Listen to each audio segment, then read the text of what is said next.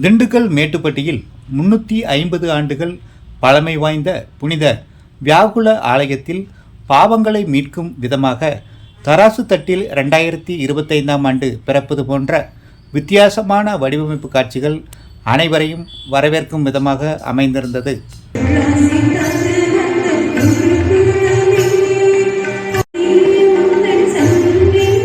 தொண்ணூற்றி கிராமங்களின் தாயகமாக விளங்கும் மேட்டுப்பட்டி புனித வியாகுல அன்னை தேவாலயத்தில் அருட்தந்தை அருமைசாமி தலைமையில் பங்குத்தந்தை செல்வராஜ், உதவி பங்குத்தந்தை அந்தோணிசாமி, அருட்தந்தையர்கள் பீட்டர் ராஜ், லாரன்ஸ், ஆரோக்கிய சாமி, ஜான்சன், ஜஸ்டின் உள்ளிட்டோர் சிறப்பு புத்தாண்டு திருப்பலியை நிறைவேற்றினர்.